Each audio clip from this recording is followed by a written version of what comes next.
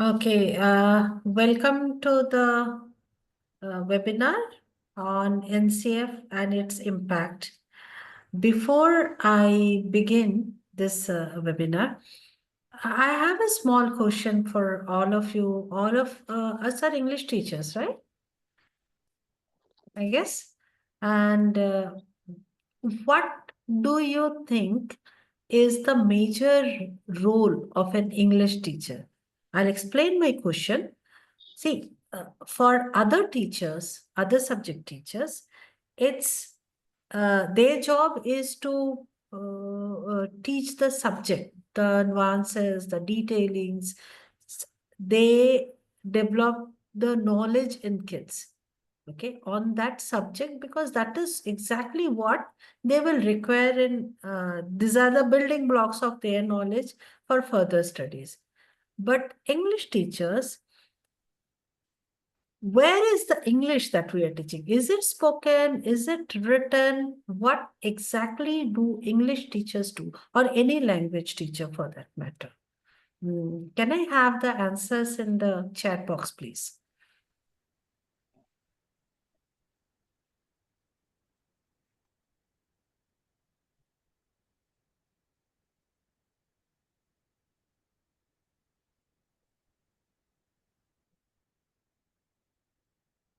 Okay. Ms. Achal says to understand the beauty of language using English language. Yes. Let me see.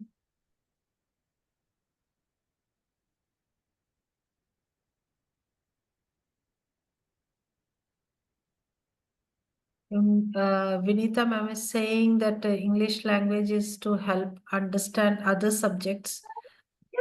Yes, improve writing skills, of course, to develop the art of communication, to shape students' thoughts, Aarti ma'am is saying, uh, to teach them LSRW skills to communicate. Yes, I would agree to almost all of you. Yes, to enhance the, Shital ma'am says, enhance the personality of the person and to provide confidence, way of expressing the thought in creative language, self. Yes. So, yeah, communication and, uh, reading, writing, these all are the package that comes with it. But I feel what Aarti ma'am said as well is our primary job as English teachers is to let kids think the thought. We are the ones we can, only language teachers are the ones who can, move the thought of the kids.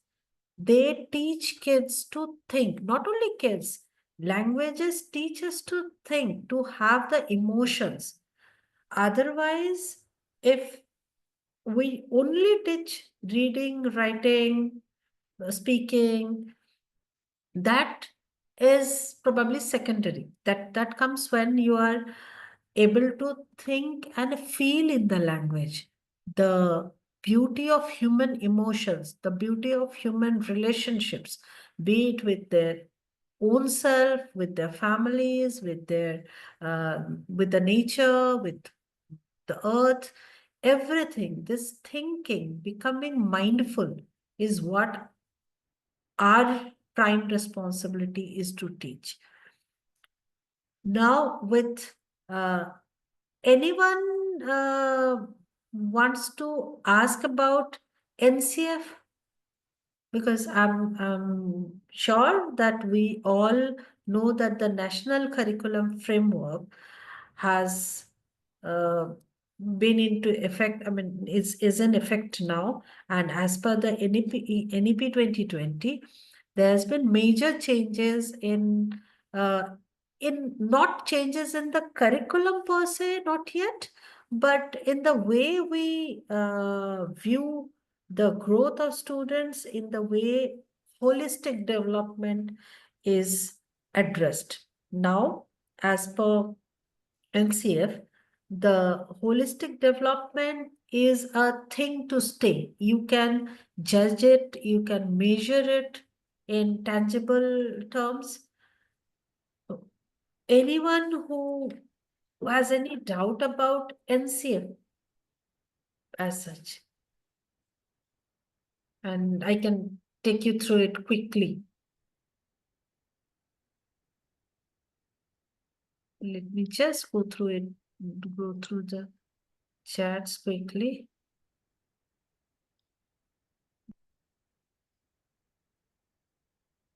Communication skills. Okay. I don't see anyone. All right. Fine. So we'll get on with this presentation. We will be trying to understand, we will take about an hour and a half, and we'll try to understand the objectives, what are the key changes in the pedagogical approaches, the significance of integrating English. Now, integration, I'll come to it when I do. Let's start. NCF, the National Curriculum Framework, the holistic learning is the focus of this framework. And as we still, sadly, most of the schools, most of us teachers are very comfortable with the chalk and talk. But we do speak about holistic learning. But so far, we have not been able to measure the holistic learning, which NCF makes it possible. Okay. Now, as you already know, it's a guiding document for curriculum development. Now, what is the major difference from earlier?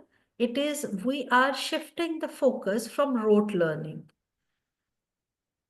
We are a little too comfortable, I guess, to, go ahead and focus on rote learning only, because that is easier. Otherwise, we have to, if we teach students to write their own answers, then it increases the burden on the teacher a lot.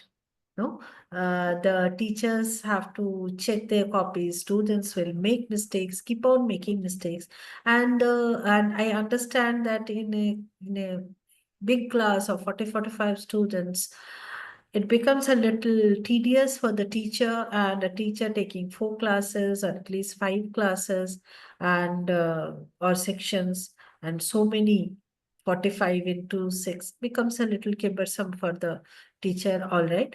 But this is the call of the day, and we will have to change into, not letting them learn from rote learning.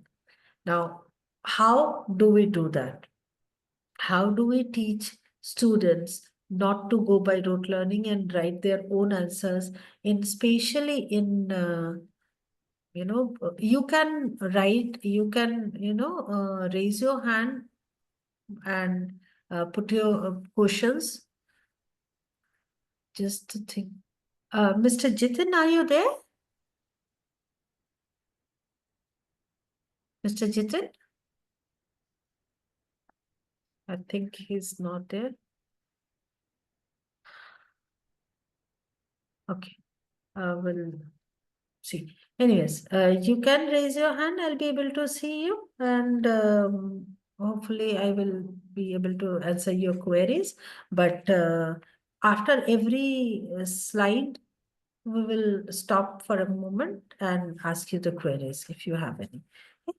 So this is what we were talking about, shifting the focus from rote learning to learner-centric approach, which means that every child learns a different way. Some learn by, speaking or reading out loud. Some learn by writing. As teachers, educators, we have to adapt to that learner-centric approaches. okay, and which they have to be engaged. It's no more like that the teacher comes into the class and delivers a lecture and goes home and the students take it down from the board. Those days are gone now. So we have to equip ourselves to make our classroom conducive of learning wherein the student engagement and critical thinking are encouraged. Now, what does it mean when it comes to English language education? What does it do? NCF suggests that, NCF envisions that we should be able to, as English teachers, we should be able to develop the communicative competence, what you said, that English is for developing the communication. They should be able to use English effectively in various contexts. Now, I had a very, yeah, can we do a quick activity? Can you I'll have to take help of the chat box because right now I don't have the Jamboard open with me. And please make use of the chat box to tell me how many ways are there. You can use a context as well to say good. When you mean good, how many other ways are there? And I would request you to focus on for class 3 to 5 students. And when you mean good, how can you say it in different ways? In the chat box, you have about 2 minutes, please.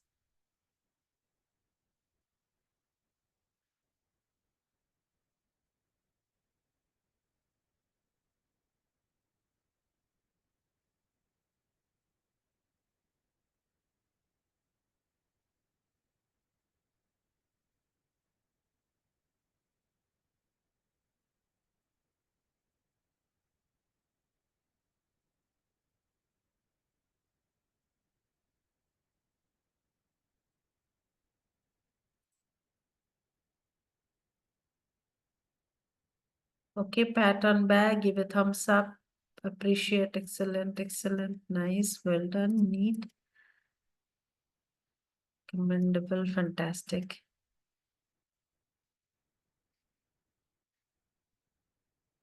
Okay. I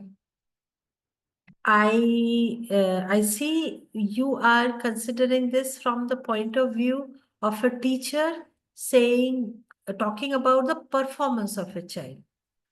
Can you please add some words where you mean good in various contexts, not about studying? I'm not talking about studying at all. In different contexts, what can you replace good with? The words that you can replace good with.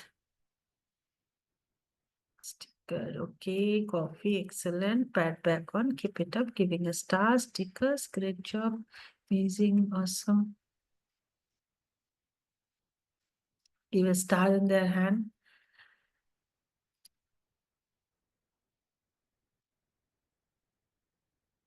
Very good. Okay. It would be very good if I could see you all,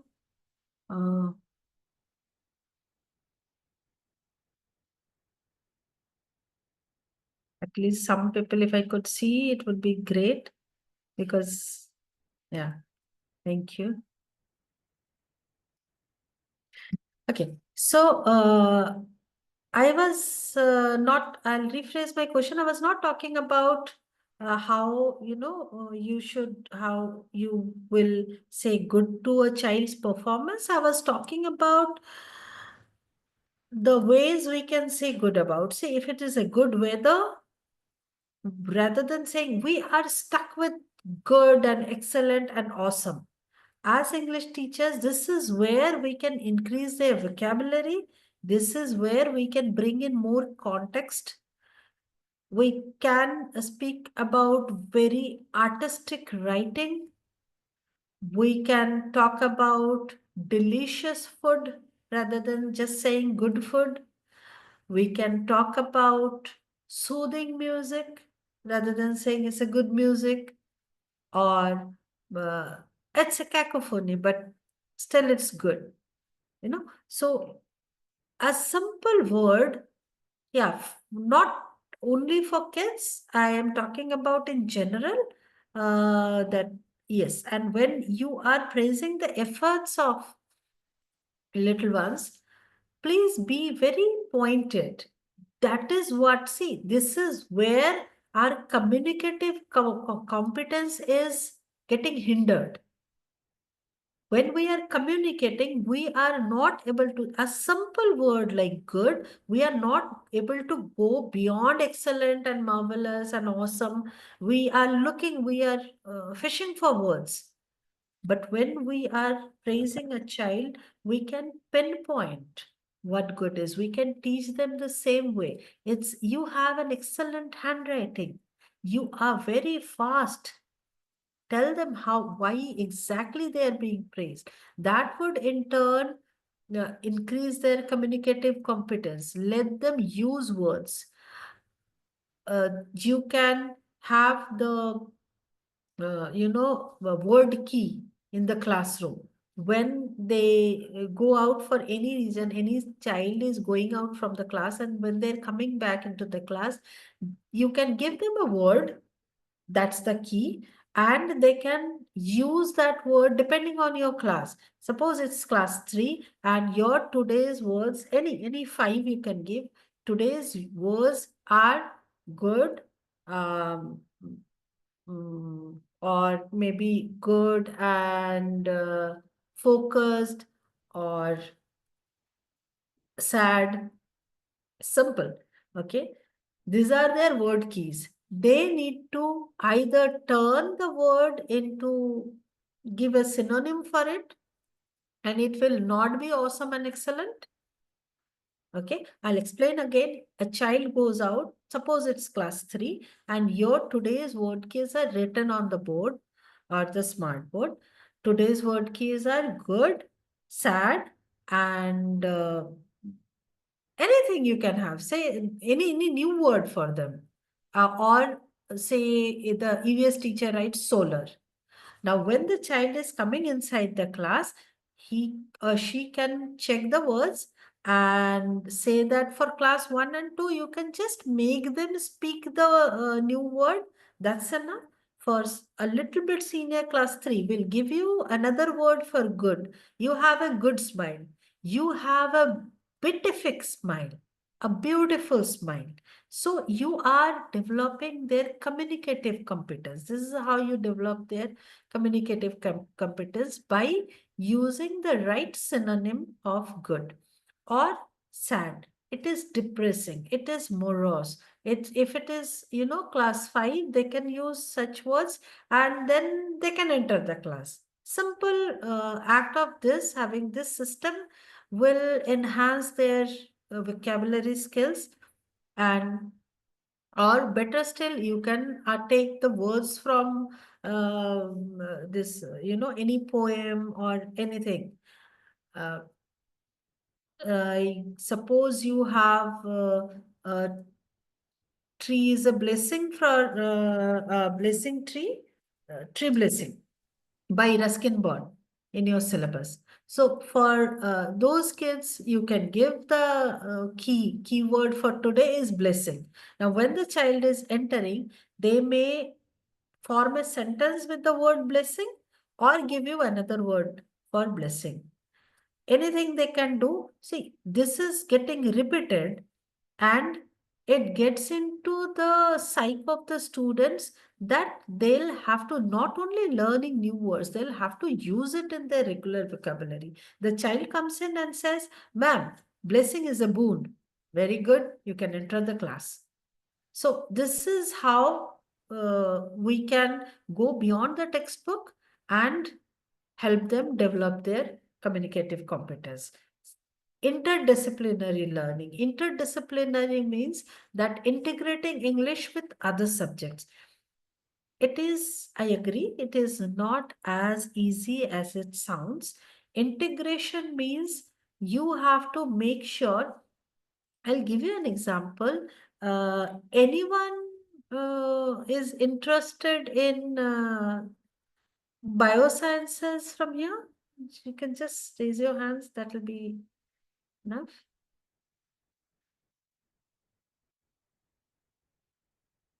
Okay. I'll just go ahead with it. Uh, okay. Pujama. Thank you, Pujama, for replying.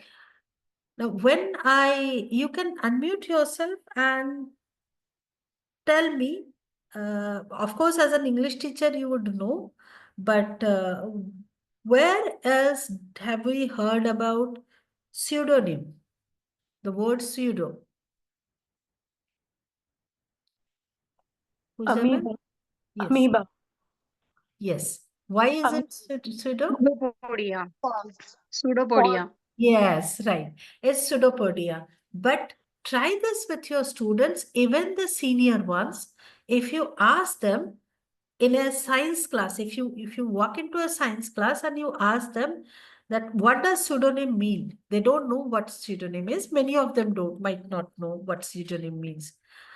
And you try to, talk to them that you have studied it in somewhere. You guess it and give me an answer. Most of the time, my experience says that they are not able to. They know pseudopodia.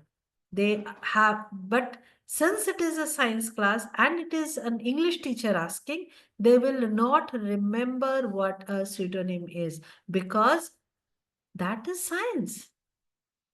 This is English. How do they match? Now, this is a huge barrier that we need to break.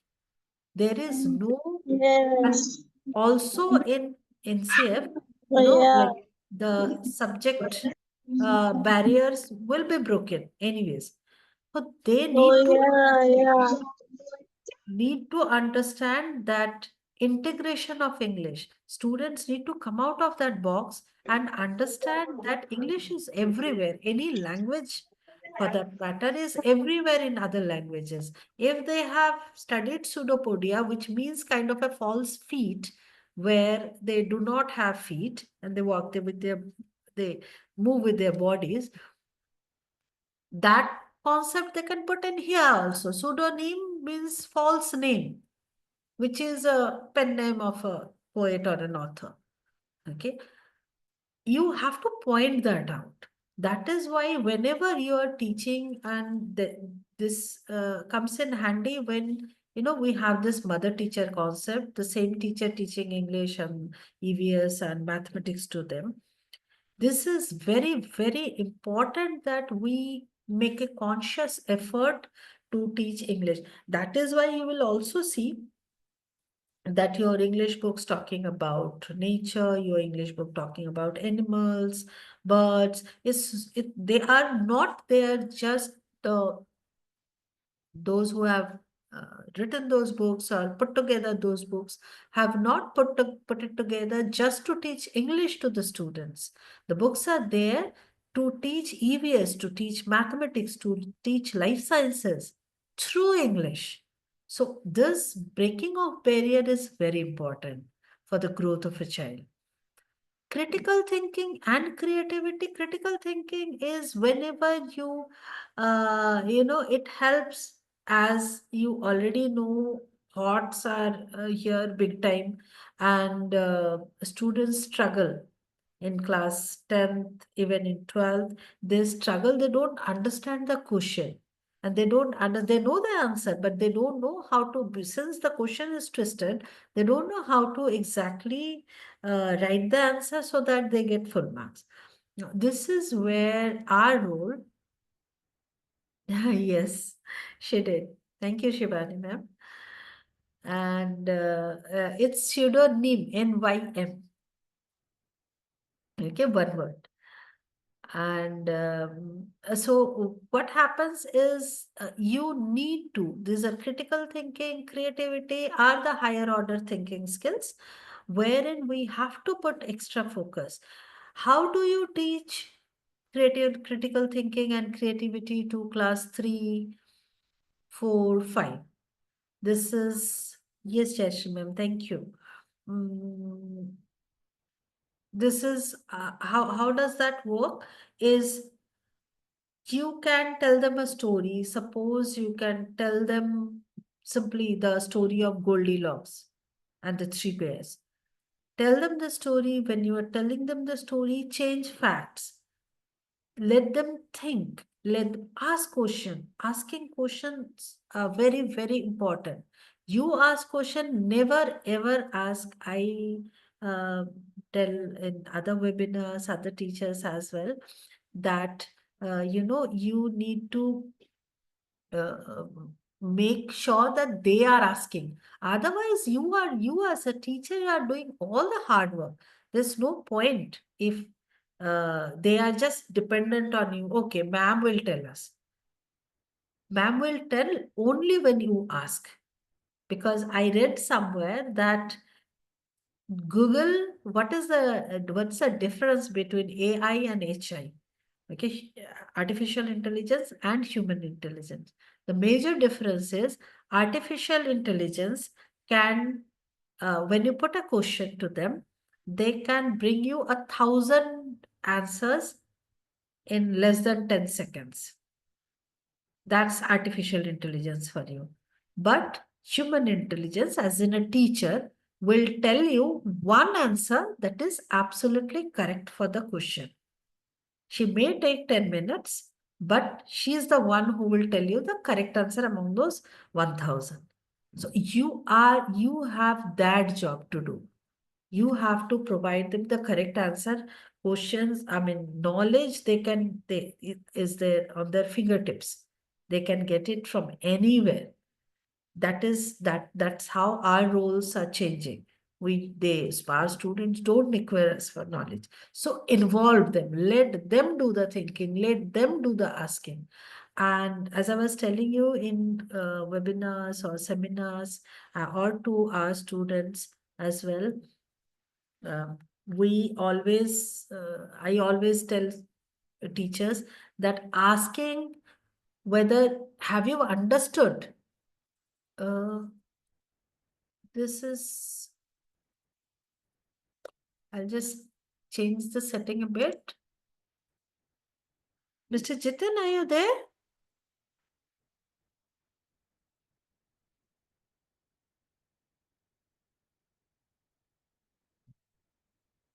Uh, this annotations were a little difficult for me. Becoming okay. uh, how do you involve your students? This cannot work out that the teacher is doing all the hard work and students are doing nothing. So you throw questions to them, even to class 3. Stop midway. Tell them what happens next. Ask them what happens next. Okay, fine. Do you think that uh, it was very odd of Goldilocks to walk into someone's house in the middle of the forest? What are the safety hazards she could have gotten herself into? Okay. What are the safety hazards when she eats from unknown people's house where there's no one? There could have been anything. Okay. So that makes them think and decide critically. And then, of course, you can ask them to change the ending, wherein whichever ways. So that ways students are involved, they're listening to you. Your work is also, being rewarded because you will see that they are able to answer next time, they're able to answer better.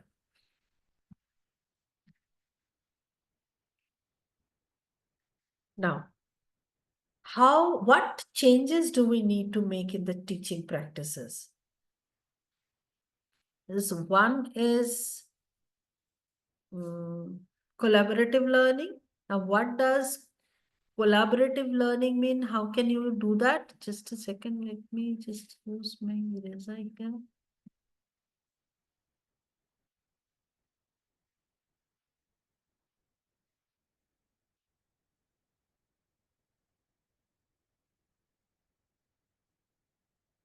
So, anyone, what do you think collaborative learning? How do you, I'm sure you have used this technique in your classrooms. How do you use collaborative learning?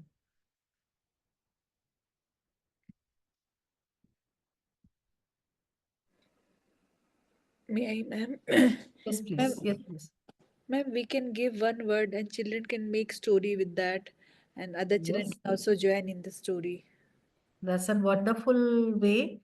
Yes, and Ma'am, giving one-liners yes, so that they can uh, write a paragraph or a story, whatever. yes. Um, yes, in the group activity, right? Yes, Rupali ma'am. Ma'am, we give them chance to do role plays also. Yes, play is a very good, technique to increase student engagement and participation. Yes. Ma'am, Okay. giving situations to few students and tell them to talk and tell them to enhance take the talk on that situation. While using this Yes. app. But my dear teachers, don't you sometimes feel that? Don't you feel that, sometimes that might hinder your, I mean, syllabus as well? You become slower. Ma'am, in this, when we make them do role plays, we do it as per the lessons that are there in the syllabus. For example, if there is a play enactment, so the children will do role play. If there is a lesson on freedom fighters, then we make them enact. So it is in a way helping us to take the syllabus further also. Ma'am, and then we have to do the assembly part also. There also we can encourage students to speak up like that, some show and tell or some elocution. Lovely. So this is, I don't really believe that collaborative learning or technical technology integration slow us in any ways. You just have to be, yes, Rupali ma'am is writing that, yes, learning by doing is appropriate method of teaching. Yes, of course. And what happens is it never slows you down. All you need to do is you need to use it wisely. Suppose you are teaching a story. Now, if your students know that that story needs to be, as you, one of you said, that needs to be used as a role play. You tell them today you teach what you are supposed to teach. For next day, you tell them that tomorrow I'm going to do a role play. These are your roles, and you will come prepared. Come prepared so that you can write your own dialogues or speak your own dialogues and take the story forward. It's the same story. You don't have to change, but you will present the story as a drama. What will happen? A story that you may have required 5 days to complete, a prose section, you will finish in one day because they are ready, they're prepared, they're eager to participate in the role play, whatever small, big role that you want to assign them. And they don't have to, if there's space in your classroom where they can come out and enact, well and good. If even if you don't have sufficient space where everyone 45 students may not be able to come out and enact, then what you can do is you can give it as a group activity and one role, but the entire group performs that role. And they have understood the story now. Now your job is, no one ever told you that, you have to go line by line, you have to do it first model reading, then the students read, then you have to go line by line, then you have to tell them the meanings of difficult words. Nowhere like that. Your aim is to make them understand the story, to make them able to answer the questions, to make them able to participate in the activities, get the story well, and then write their own answers. Everything is done in one activity. Now take 2 more days to follow up to, this is how collaborative learning works. Collaborative learning can be 2:2 as well. You pair them up depending on which chapter you are teaching and whether it is difficult, whether it is grammar part that you are doing with the help of that prose, whether it is the writing skills or speaking skills that you are testing. You can pair them up. So one student takes care of the other's learning. Another very quick and collaborative learning technique is to peer assessment.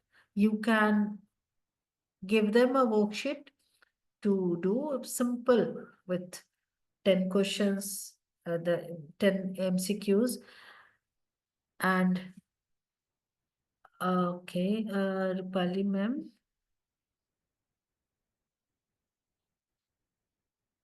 Class 1 and 2, you can do it. Rupali ma'am, are you asking about this collaborative learning or role play? How to get class 1 and 2 do collaborative learning, or how to get class 1 to do role play? Ma'am, I'm asking for collaborative learning only.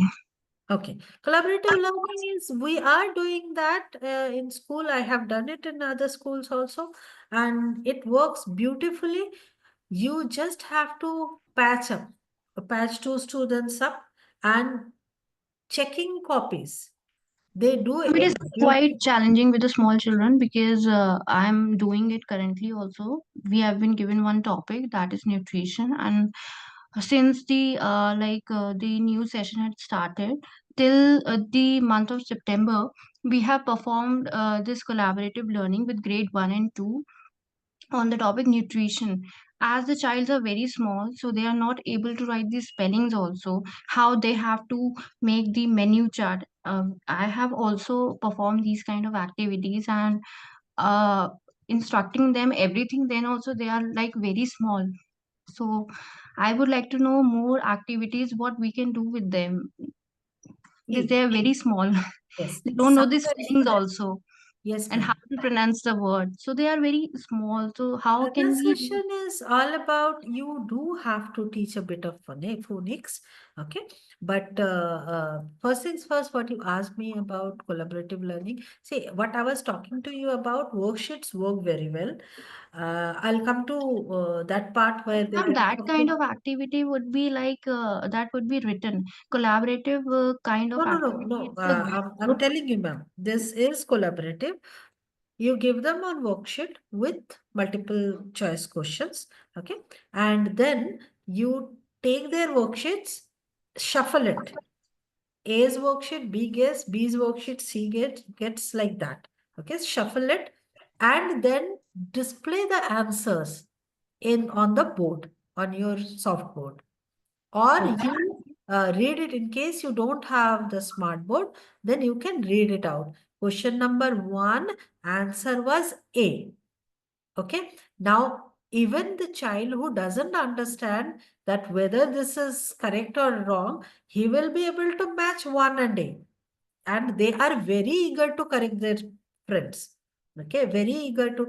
In the process, he also learns, and as a teacher, keep on repeating whatever the word is, whatever the answer was, keep on repeating till everyone gets it. Doesn't take much long. That is, they are helping each other learn. And then, of course, give the star, praise the one who checks very neatly. That is number one.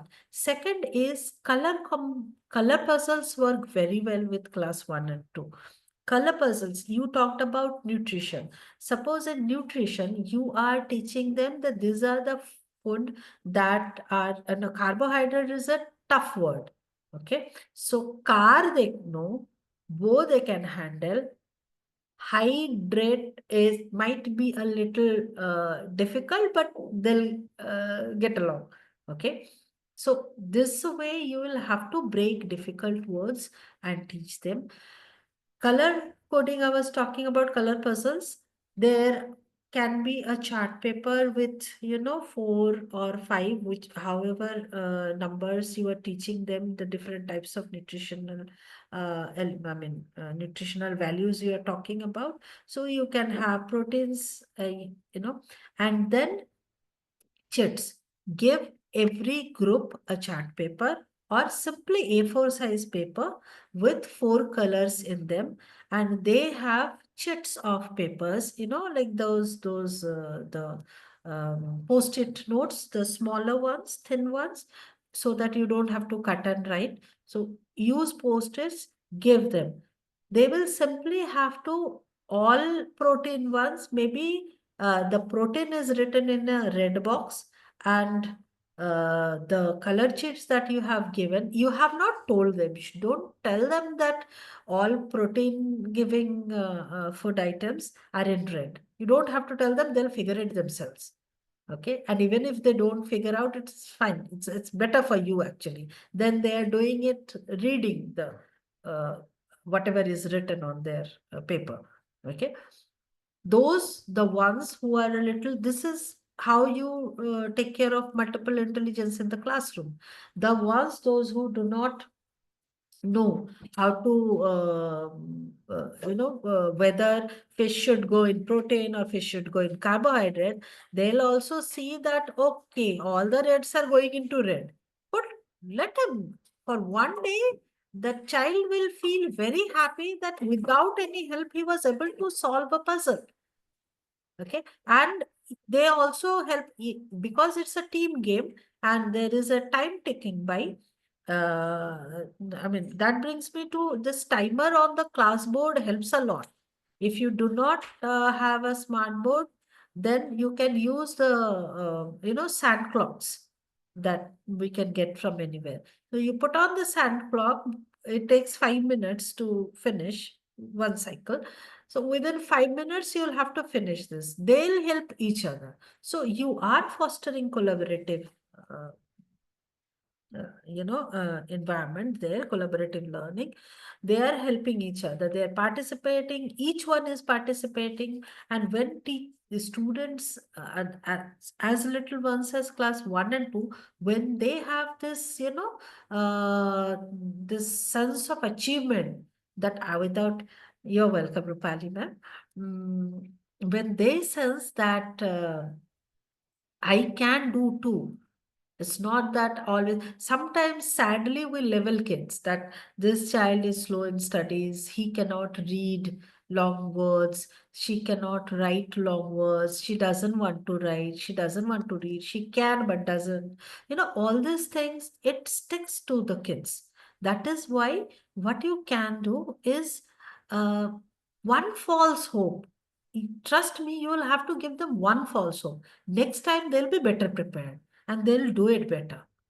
So this kind of collaboratives, I had a card game. I developed a card game. It was like Rummy only, but and was played like Rummy.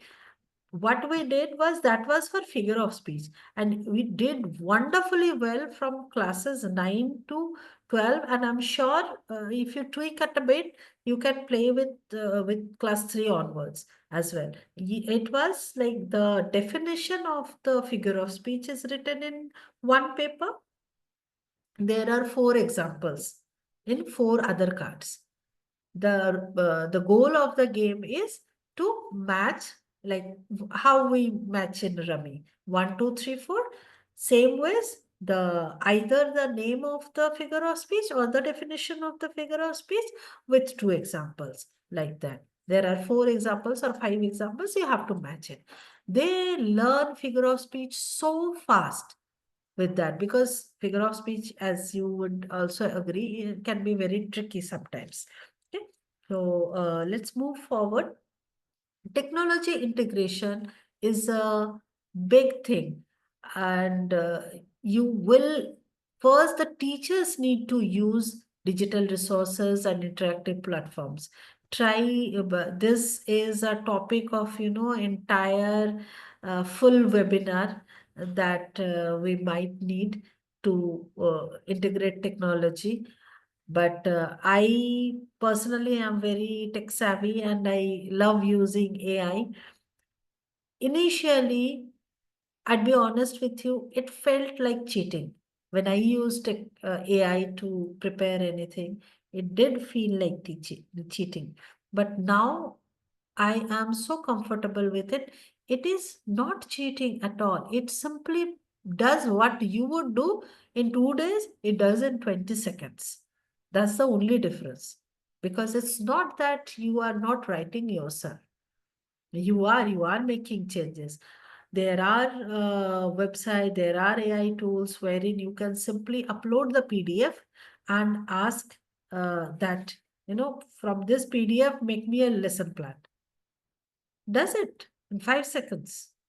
Okay. Also make me a 10 question MCQ wherein I can judge whether my students have understood. Done. Also make the question paper in 3 levels. I need 3 question papers from the same chapter. 3 levels, easy, difficult, only HOTS. Done. Why? See, you have been teaching for many years now. It's the same using the same chapters mostly because the syllabus is seldom change. If you are if you are able to take the help of machine a bit and you can make your uh, you can make your classes interesting, you can reach out to more students, you can help more students in the process. There's nothing harm in that. Try Jamboard. Students love that. Try Quizzes, Kahoot. These are some of the tools that you can use in the classroom.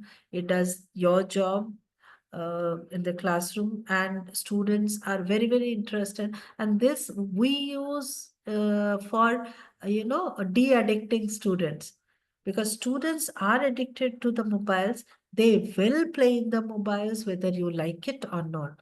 It will not be possible to take them off mobile phones. So what do? Use the mobile phone to teach them. When you have a Kahoot game or a quiz made and they have a timer going on and they have to answer most of the answers that they already know, and it's easy for them, and there is a star button there. If they finish on time, they're getting scored. Everything is happening like any mobile game. Why wouldn't they not do yours, what you have said? They'll play your game as well. In the process, they learn better. So, equip yourself with all the technological advances that are happening. Study, give yourself some time. It's fun. It makes your job easier. Now, coming to formative assessment, we all know what formative assessments are there for, but then again, formative assessment are not always pen and paper. They can be, as I told you, through technology, through quizzes, through collaborative games.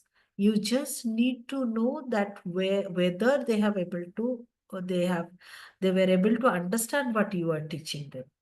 Okay.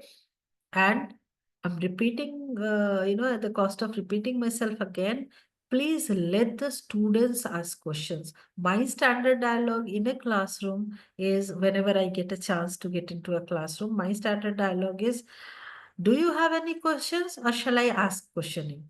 By now, my students know that if they don't ask, it's going to be difficult, because then I will really start asking tricky questions. So when they're listening to me, when I'm delivering a lecture, because senior kids, yes, we do stick to lecture sometimes.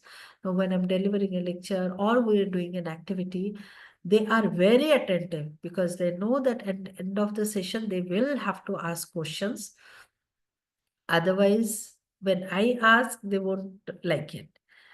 You can have similar kind of a rule that you need to ask questions or I will ask questions. Okay. Now, give them this creative expressions. Students must be, as per the NCF, students must be able to express themselves creatively through whether it is performing arts, non-performing arts, writing, drama, storytelling. Someone talked about show and tell. That's a wonderful tool of creating expressions. And uh, basically, I feel English classes, especially, mm, should be very, that should be their window to breathe. That is where they are having fun, rolling on the floor. It's okay. It's absolutely okay. They are sometimes picking up on each other, but that's okay. When it is as a creative expression, they should know that nothing that I do, especially classes 1 to 5, every student should know that nothing that I do will be labeled as stupid or silly by the teacher. That is very, very important.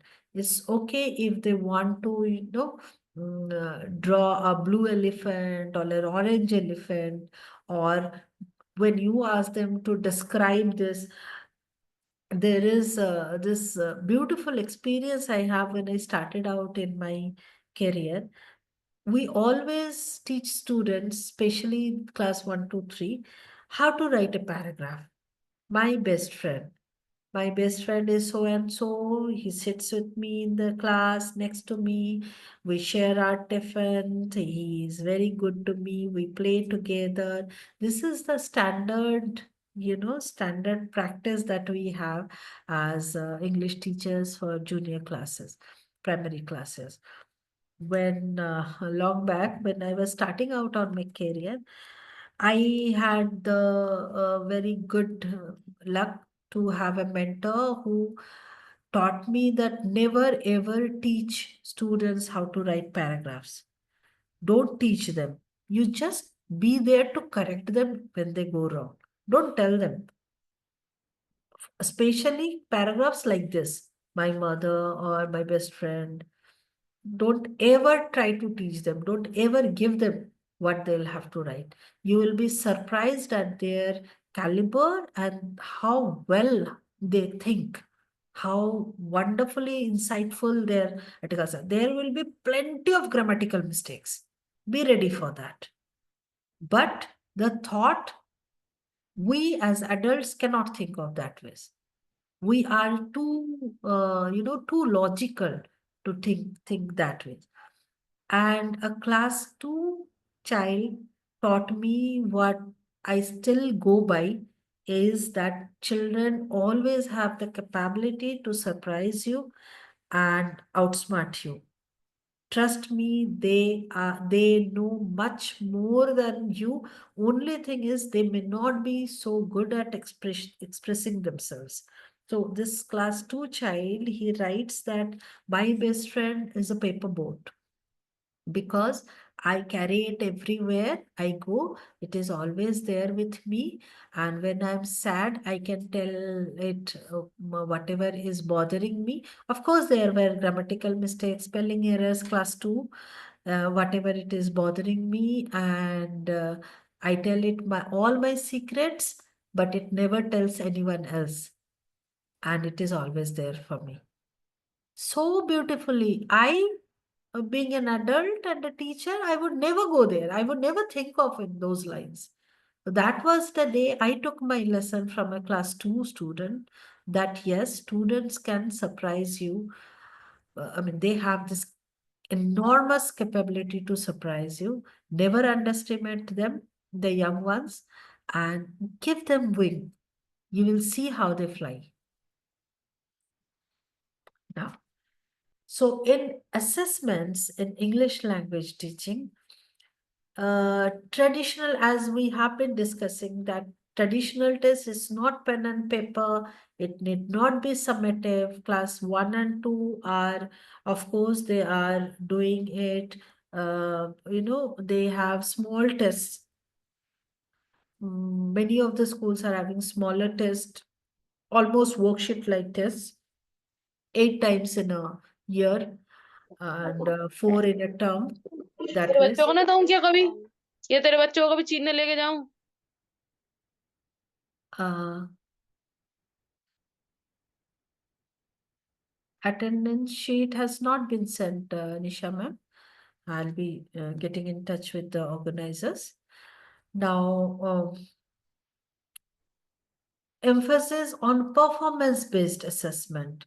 Performance-based assessments, like they can present, see, presentations again. If you are clever, class 1 and 2 can have this kind of assessments.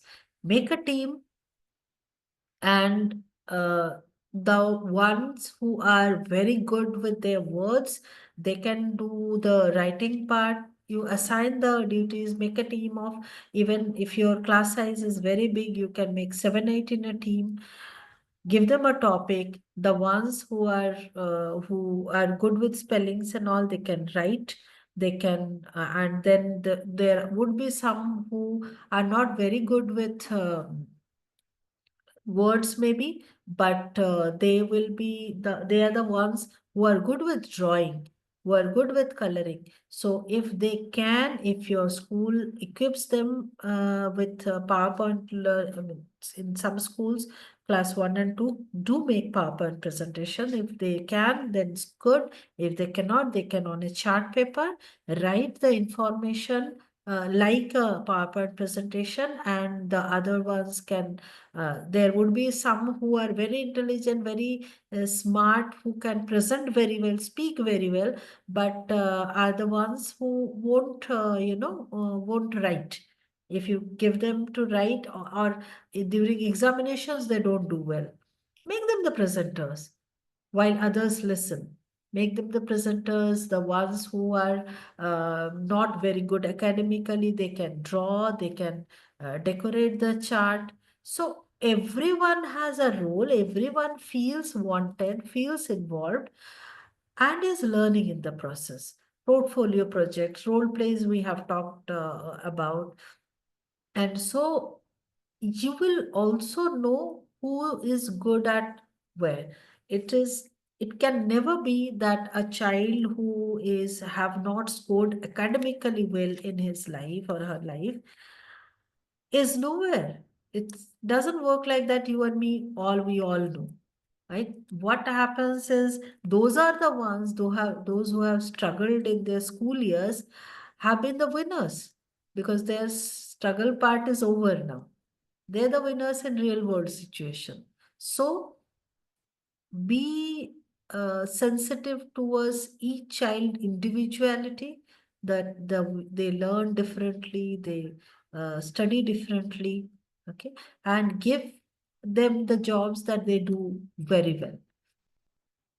And continuous assessment is keep on before every chapter or after every chapter is have a fun questionnaire, a fun worksheet, or a fun activity wherein you learn that whether they have understood what you have taught them, whether they have got the concept, your learning outcome is met. Make sure that that happens, and it would be very easier for you as well as teachers, so that you can rectify wherever they need support. Another question that I often get is, in a class, there would be 4 students who would be ahead. The moment you start teaching, they have finished reading. How do you handle this? Happens mostly, I mean, more so in till class 5. That is why I am taking it up. Now, give these students, those who have finished doing it, give them the job to make, maybe, make sentences with difficult words, or help other students write. Let's make buddies, where they can dictate, and the other person can write down, they can dictate the answer. Keep them engaged. Otherwise, it's going to be difficult for the teacher to handle the class. The classroom will not be controlled. It can be, there can be a happy banter, there can be a productive banter, but it cannot be a disruptive thing. Also, a good idea is to have a reading corner. Those who are able to finish early, they can go to the reading corner and read a book of their choice.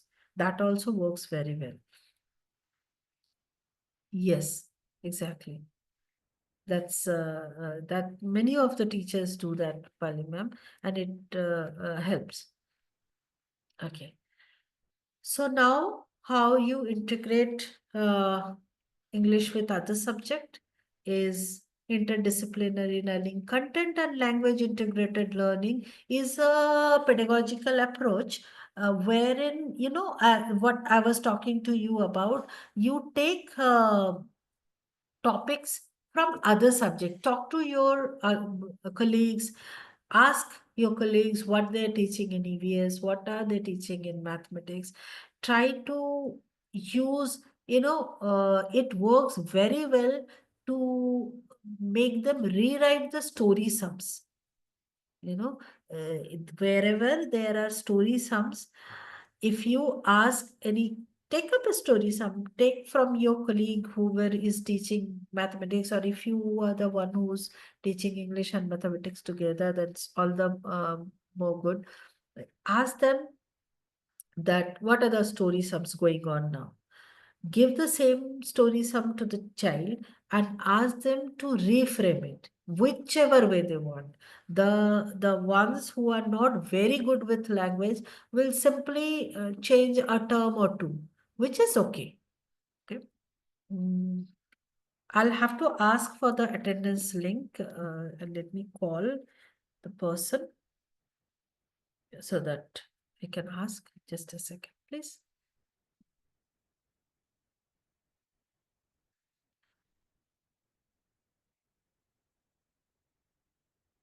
Give me a moment, please.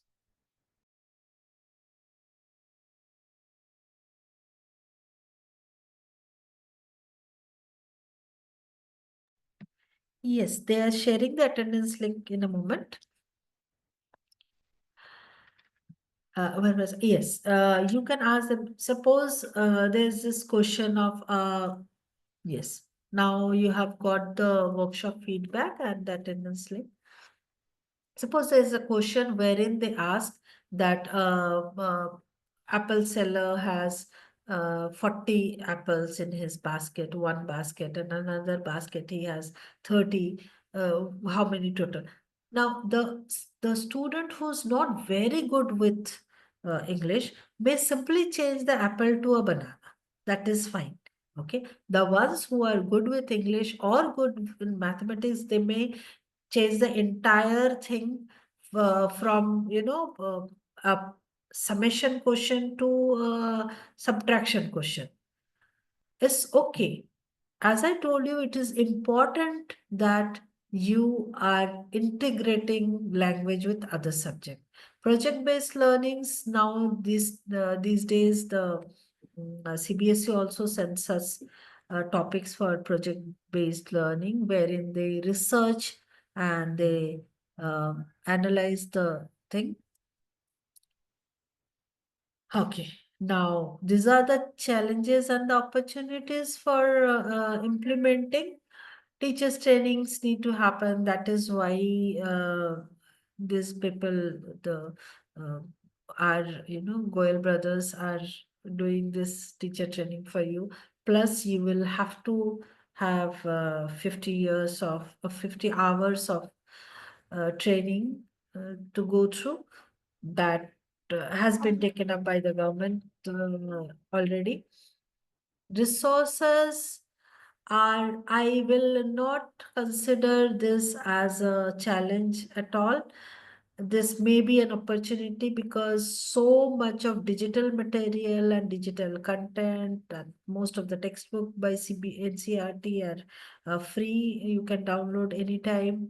Okay, professional development opportunities every school is providing. So resource availability is an opportunity, and I don't think it's a challenge.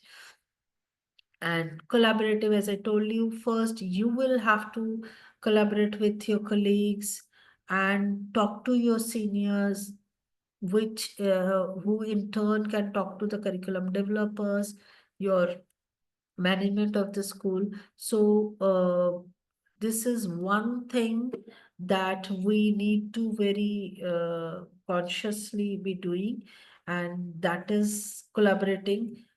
Somehow CBSE schools do not, were not very collaborative to begin with. Now that is thankfully changing, and now whenever there is a workshop or a sharing of information is much better these days. Okay. So this we in fact already discussed that the developing confidence and fluency, enhancing critical thinking, problem solving. I have talked about that, and this is preparing students. These are the impacts that we are looking at for English language learners. So, key takeaways. We have talked about holistic learning, that NCF promotes active engagement for class 1 to 5. I have talked to you about continuous improvement, that is with me as well, or your trainers, your seniors. If you are lucky to have a principal or a academic head or a coordinator who doesn't mind getting constructive criticism, then it's very good. You can always give your ideas, you share your thoughts with the policymakers of your school. And back again to collaborative approach, it's very important that you collaborate. So that's it. We can do this. We can empower students. Again, I'll reiterate two things.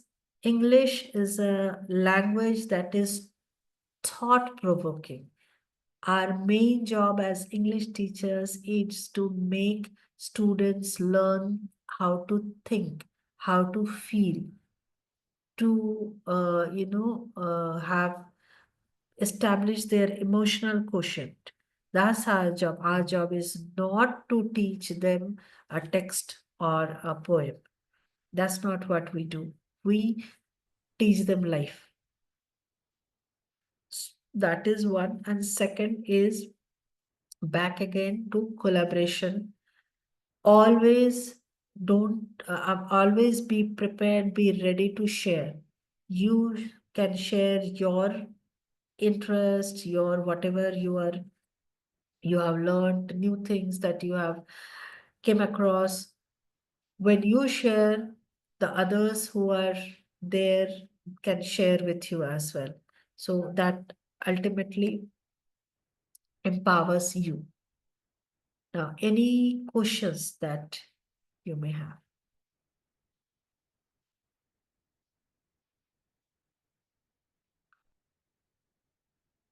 Or we can call it today.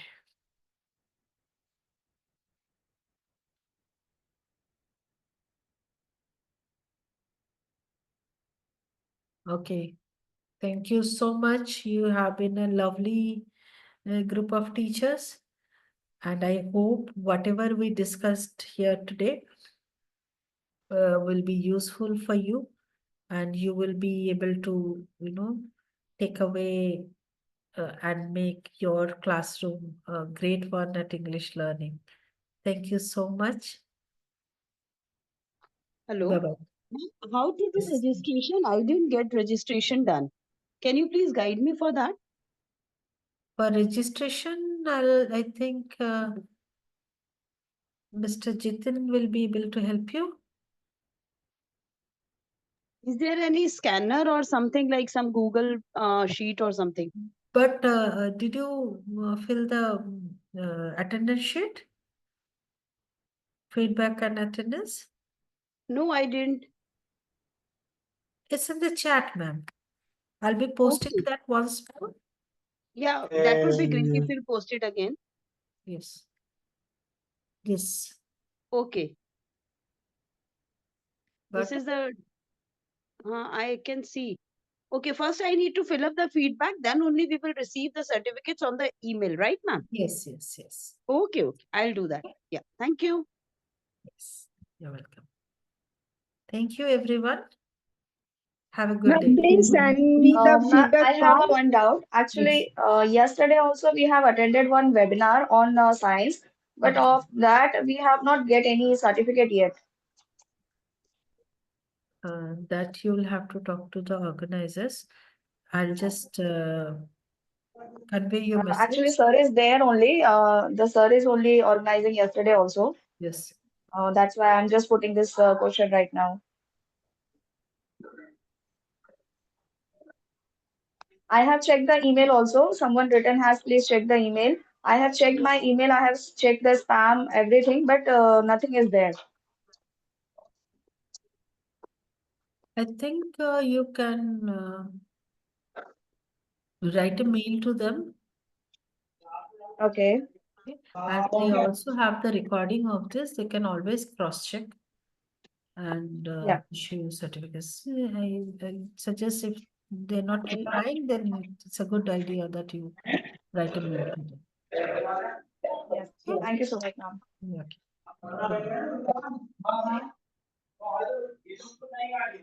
Good. अच्छा